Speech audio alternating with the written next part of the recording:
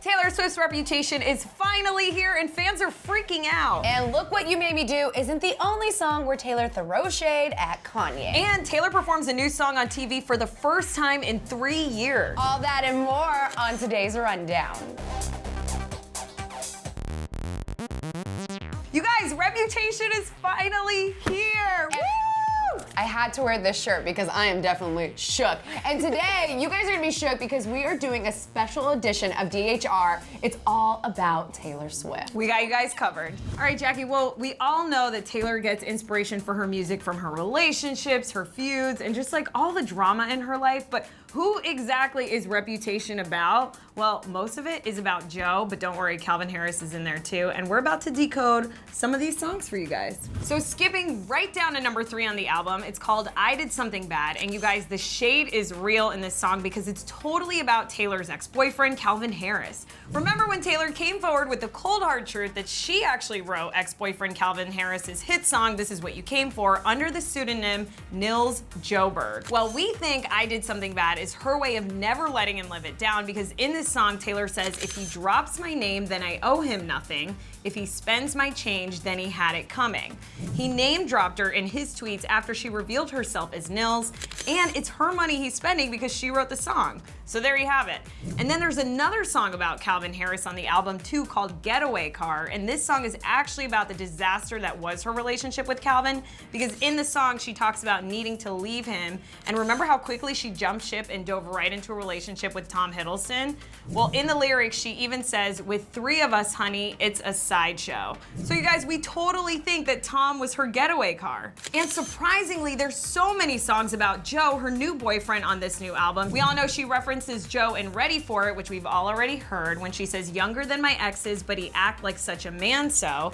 And in the song Don't Blame Me, which is basically about how Taylor's been a heartbreaker in the past because she's never been with the right guy. But Joe came around and totally changed that. We know it's Joe because she makes a reference to a younger guy in the lyrics, and this matches up with what we've been hearing from all the lucky fans who went to her secret sessions, because according to fans, Taylor actually believes that Joe really is the one. Delicate on the album is also about Joe, including the songs Call It What You Want and Dancing With Our Hands Tied. Oh, and my personal favorite song, New Year's Day, is also about Joe. So I really want to know, I really want to meet this Joe guy. I feel like we don't know much about him, but this song, this album, you guys, I stayed up late to listen to it, and thank God I'm on the West Coast because it came out at 9, not at midnight. But kudos to Taylor because she's so good at reinventing herself. And this is her most personal album yet, I think, through all these lyrics. And I'm used to her singing songs about guys screwing her over or better than revenge and getting back at them. Right. But most of the songs on this album, Jackie, I feel like are really about her one-on-one relationship with the guy she's in a relationship with right now, so. Which is awesome, but it would not be a Taylor album if there wasn't a revenge song. And we thought we already heard it with the Look What You Made Me Do. But there's another song on her album, This Is Why We Can't Have Nice Things, and it is definitely a revenge song, and it's all about Kanye. All right, so let's go down memory lane for a second for those of you that have been living under a rock and don't know why the two are feuding. So as you guys know, Kim released a phone call conversation between Taylor and Kanye, really revealing that Taylor kind of lied about a lot of things. And this song, we finally get to hear Taylor's side of the thing. So the lyrics go like this. It was so nice being friends again. There I was giving you a second chance, but then you stabbed my back while shaking my hand, and therein lies the issue. Friends don't try to trick you, get you on the phone and mind twist you, and so I took an axe to a mended face. So here she's clearly stating that Kanye kind of tricked her into the phone call and kind of made her feel like she had to answer in a certain way, and if you thought that was bad, Taylor went like extra savage with this next line. Oh. She said, but I'm not the only friend you've lost lately. If only you weren't so shady. So I have no idea who she's talking to, what friend, he's lost, but it's clear that Taylor has had a lot of pent up emotion over this past year, and she is letting it all out in this song. It's so true, and a lot of fans are saying that this is Look What You Made Me Do Part 2, Right. because we all know that she mentions Kanye's tilted stage in that song. Exactly. But I'm just so happy Taylor finally kind of answered this, because you know all we do on DHR is talk about Taylor, Kanye, Kim. But I am actually very curious to know what Kim and Kanye are gonna think of this song, if they're even gonna comment. We'll let you guys know if they do for sure. But if you guys, is interesting. It is very interesting. And if you guys are wondering if there was going to be a reconciliation between the two, Taylor addresses that in her song too. In a laughing way, she basically says, no, like forgiveness is a good thing, but she can't even say that without laughing. Damn. Hashtag no new friends. No. Well, there's so many good songs on this album. Jackie, which one's your favorite? Oh my gosh, so many to choose from. I would have to say Delicate, and a lot of the fans love that song. Yeah. There's been really good reviews about that I feel one. like a lot of people are talking about Delicate. My personal favorite is New Year's Day, because it's the only ballad she has, so it's reminiscent of the old Taylor. And Taylor actually performed it on TV, the first time she's performed a new song in 3 years. Jeez. So hours before the much anticipated release of Reputation, Taylor performed a brand new song right in the middle of last night's episode of Scandal. And finally, we got the emotional ballad Taylor that was thought to be gone forever. It's actually the last song on the album. And with her fans all around her in her Rhode Island home, Taylor graced them all with a relaxed performance of the song New Year's Day. Here it is. I'll be cleaning up bottles with you on New Year's Day. Hold on to the memories, they will hold on to you. And Jackie, while this was the first time a lot of fans around the world got to listen to this song, all the people in the room knew the lyrics, so I'm sure she was like practicing. But this song is what I love from Taylor. Like, I just want to cry when I listen to Taylor's music, and this ballad and this song made me cry. And I feel like it really is old Taylor. Like, maybe old Taylor isn't dead yet. You know what makes me cry? What? Hearing like baby voices on her song.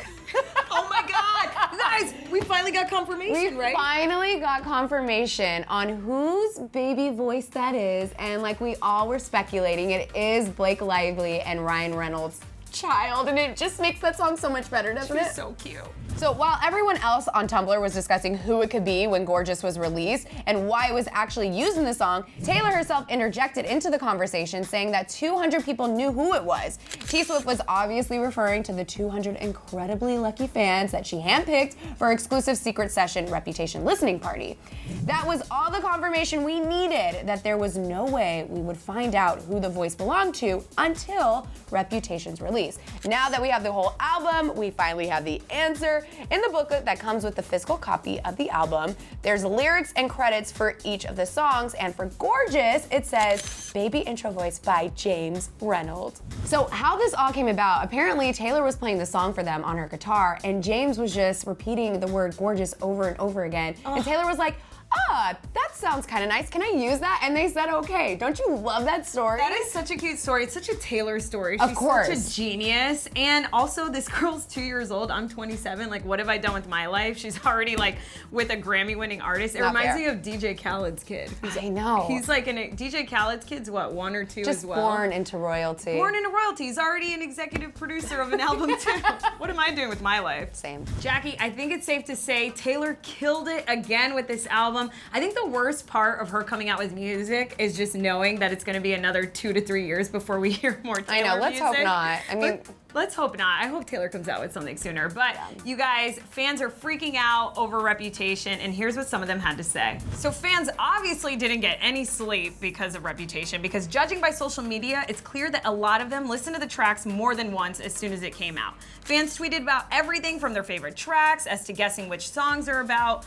One fan tweeted, quote, #Reputation is 1989's cool, sexier older sister that likes to get blackout drunk on weekends, but still gets straight A's in all of her classes.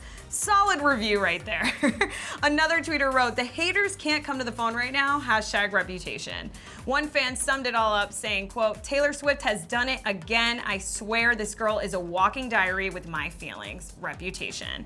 As for reactions to specific songs, it sounds like Taylor has managed to once again create an album riddled with relatable lyrics and repeat-worthy tunes. Because one fan wrote, I did something bad, left me scalped, and it was only track 3. While another hilariously tweeted, tweeted 2 emotionally opposite pics of Taylor with the caption, quote, "Me during I Did Something Bad" versus "Me during New Year's Day." New Year's Day definitely seems to be the tearjerker of the album. As one fan wrote, "I'm dancing to New Year's Day at my wedding."